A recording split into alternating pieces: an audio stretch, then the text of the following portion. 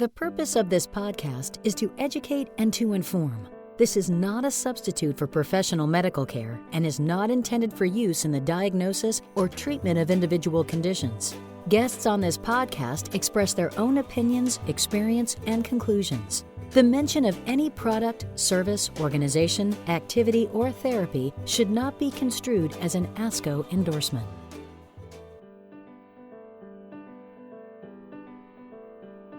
Hello and welcome to the ASCO Guidelines podcast series. My name is Shannon McKernan, and today I'm interviewing Dr. Gary Lyman from the Fred Hutchinson Cancer Research Center and University of Washington, and Dr. Lorenzo Cohen from the University of Texas MD Anderson Cancer Center, the expert panel co-chairs for Integrative Therapies during and after breast cancer treatment, ASCO endorsement of the SIO practice guideline. Thank you both for being here. So Dr. Lyman, you've served on the ASCO Clinical Practice Guidelines Committee and the Methodology Subcommittee. So can you explain to us a little bit about the endorsement process and how this SIO guideline was chosen for endorsement? Sure. Thank you, Shannon. This is Dr. Gary Lyman from the University of Washington in Seattle and the Fred Hutchinson Cancer Research Center. And I had the privilege of chairing this ASCO endorsement committee for this guideline, initially developed by the Society of Integrative Oncology. And I'm partnering in this podcast with Dr. Lorenzo Cohen, as was mentioned. So, as Shannon indicated, I've been involved with the ASCO Clinical Practice Guideline process probably from the beginning, and continue to chair the Methodology Subcommittee. And this is an effort to, as with other endorsements and other mechanisms of guideline development from ASCO, to broaden the portfolio of ASCO guidelines to provide providers, practicing clinicians, as well as patients with guidance across a wider range of topics in the management of patients with cancer. We develop many guidelines at ASCO every year. Many of these are developed de novo, that is, a proposal is put forward, approved by the Clinical Practice Guideline Committee. The methodology is worked out, and a new guideline is developed over a period of often several months, based on a systematic review of the literature, and then evidence-based recommendations are generated. However, only so many of these can be developed each year because of staff resources. And therefore, we have partnered with a number of organizations that also develop guidelines using very similar rigorous processes to that of ASCO. These have included Cancer Care Ontario, American Cancer Society, the College of American Pathologists, and so forth. And this is the first endorsement of a guideline from the Society of Integrative Oncology, and Dr. Cohen can talk more about that process.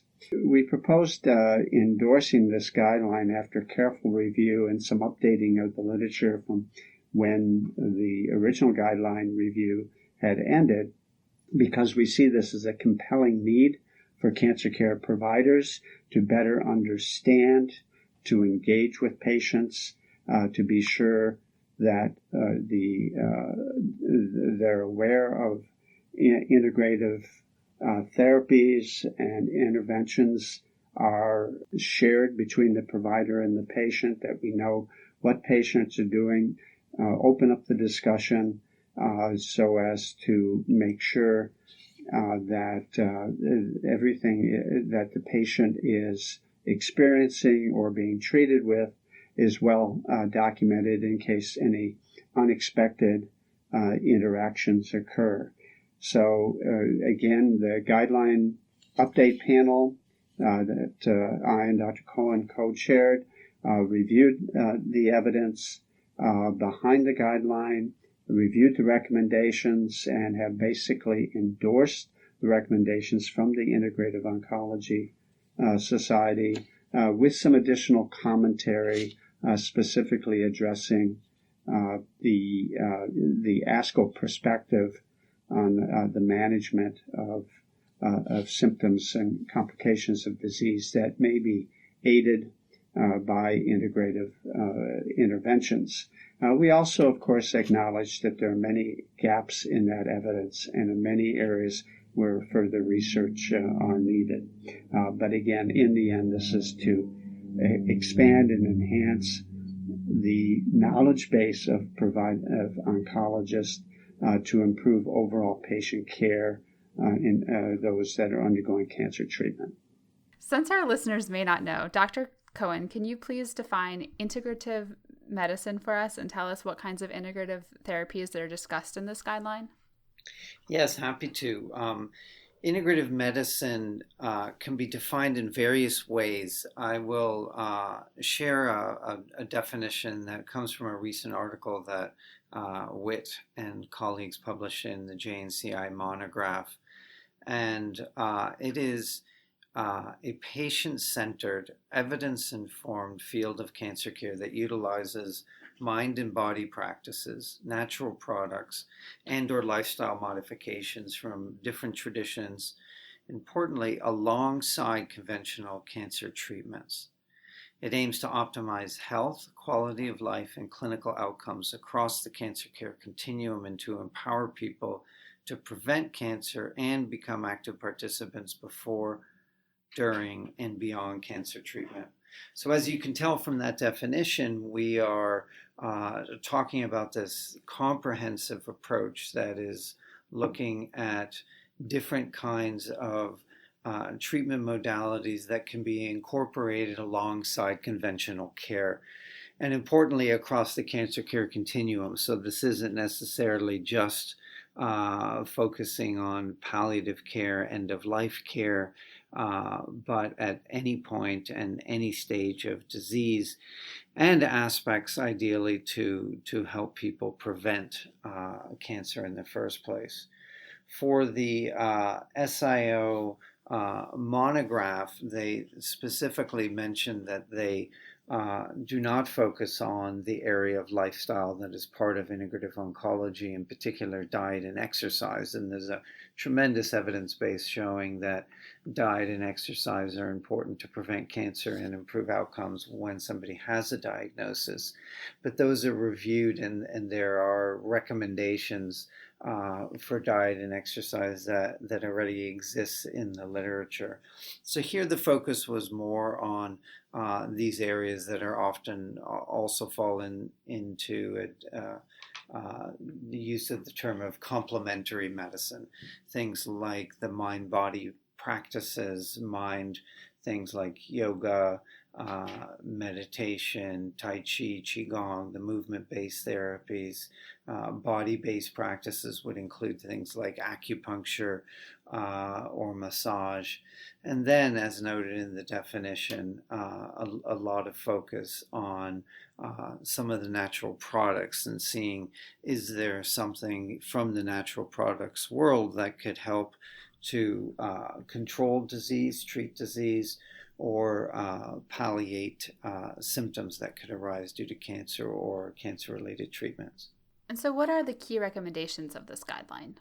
So after very thorough review of the literature and an extensive list of authors on the SIO guidelines, what they decided to do in presenting the recommendations was break it down by symptom for where there was any support or actually evidence that something may be harmful and not useful, and given a score of D or E on an A to E grading scale.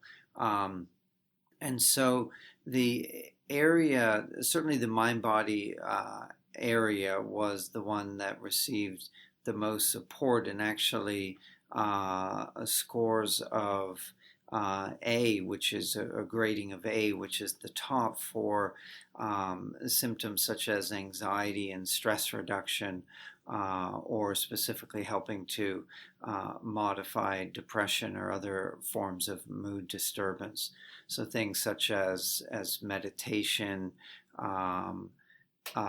different relaxation techniques, so that could be guided imagery and other practices like that.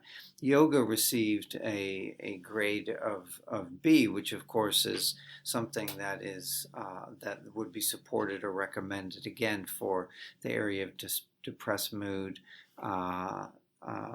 mood disturbance, as well as for anxiety and stress reduction. Some of the other modalities fell into a category, in fact, of D. So one in particular is aloe vera gel to help with post-radiation skin reaction, received a level of grade of D, so something that would actually not be recommended.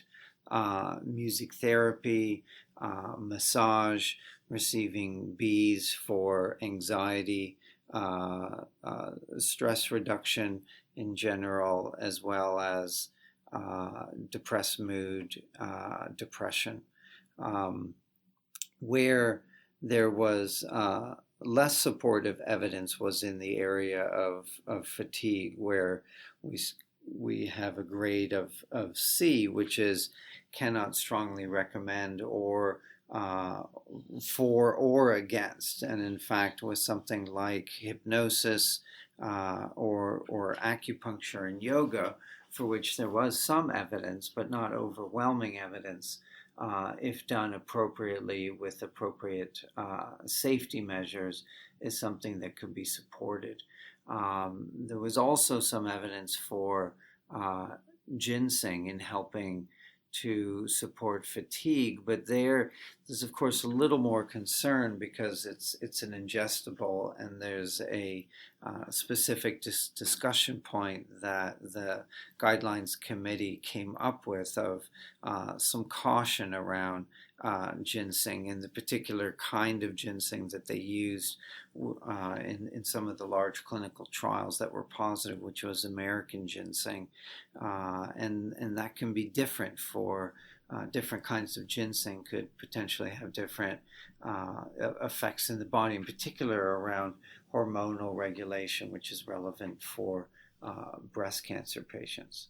And this, Dr. Lyman, I would just add, I think Dr. Cohen has covered the highlights of many of the recommendations, which, as you heard, include both things that we supported the recommendation for based on reasonably high level of evidence in the medical literature, as well as some things that we recommend against or for which there is little no evidence of benefit and potential for harm.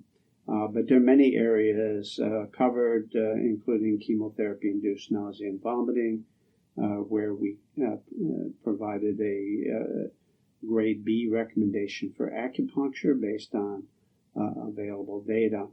I found it most interesting as a practicing oncologist that, of course, some of the recommendations from the Society of Integrative Oncology and now endorsed by ASCO have very little downside to them. Things like meditation or music therapy, yoga, and so forth, for which some level of evidence of benefit, I think, went quite a long ways, because there's little conceivable reason for harm, with one exception, and that is if a patient was to engage in these activities to the exclusion of known effective traditional therapies. And I think in the end, one of our goals here is to make sure that that dialogue is fostered between provider and patient, to make sure that a discussion is held. We know from surveys that these types of interventions and therapies are being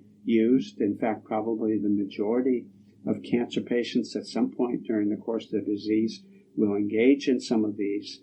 And while some can cause interaction or harm with other therapies, the biggest harm, I think, for many of us to consider would be if a patient would be to undertake a integrative therapeutic measure rather than or instead of traditional therapies. And most of these we consider adjunctive or supplemental, potentially enhancing in some cases standard or traditional therapies. And that all is fundamentally based on a dialogue and transparency, so that the oncologist knows what the patient is taking or doing, and any concerns based on the oncologist's experience or knowledge of the area can better inform patients as they proceed with hopefully effective therapy of their disease. I would add to that and echo that. The biggest concern in this area comes around the area of ingestibles. And, to improve overall patient quality of life, which was one of the areas that was evaluated, it was clear that meditation, things like yoga, the different mind-body practices, even acupuncture to some degree, can help improve quality of life. And again, if done alongside, very little downside if done in combination with conventional treatment and with the knowledge of everyone on the team. Where people really need to proceed with caution is with the ingestibles or even the injectables. So we reviewed mistletoe, which received a grade of C for quality of life improvement. And, that is more concerning when you're doing subcutaneous injections of substances that are not currently approved by the FDA. And so extreme caution is needed there. And, importantly, more research, because there are many things out there that we know are helping patients, that patients are turning to, and it's our responsibility to do the research to show that, in fact, they're helpful or not helpful, and move them into or out of the standard of care, so that there is one form of medicine, and that is evidence-informed medicine. Yes, and I think in the end, the ASCO and the panel felt that both patients and providers are hungry for this type of information, for this type of critical appraisal of this vast array of approaches that they know their patients are engaging in, whether they have mentioned it or not. So in the end, our goal here is to optimize the quality of patient care and clinical outcomes. And I feel very comfortable, I think the entire panel does, that this guideline integrated with other ASCO guidelines will go a long way to improving patient care and enhancing the informed discussion that needs to take place between cancer provider and patient. Great. And I know you guys touched on this a little bit, but if there's anything else you want to add about how these guideline recommendations will affect patients? Well, I would add that, hopefully having this published in the JCO and formally endorsed ASCO guidelines, that more oncologists will understand the evidence base, and that there are many different things that patients should be encouraged to engage in, not just, permitting them to engage in, but that it is a directive from the clinician that patients who are worried about at risk for or maybe experiencing nausea during a course of chemotherapy, that they add acupuncture or acupressure to the standard antiemetic treatment, or different relaxation techniques, mind-body practices, music therapy, yoga, to improve mood, to improve quality of life and other symptoms. And ultimately, this needs to be covered by insurance providers. Most of this is not. Many states do cover acupuncture, many plans, but too many still do not. And Medicare and Medicaid doesn't cover any of this. So if there is an evidence base, then it should be covered just like conventional treatment. So hopefully this kind of a high-level endorsement could also influence the payers and then have more access for patients. Yeah, I fully agree. We know that integrative therapies and supplements are a multi-billion-dollar industry in the U.S. And as pointed out, many of these work, but many do not, and we need more evidence on others. And I think when there's such enormous emphasis today on the cost of cancer care and financial burden of cancer care, it's critical that patients and their providers know, again, when they're both experiencing side effects in some cases and the financial toxicity associated with the cost of cancer care, that they know what works and what doesn't and what's appropriate for them. Great. Thank you so much. Thank you for your time today, Dr. Lyman and Dr. Cohen, and thank you for your work on this important guideline. Thank you so much. And thank you to all of our listeners for tuning into the ASCO Guidelines podcast series. If you've enjoyed what you've heard today, please rate and review the podcast and refer the show to a colleague.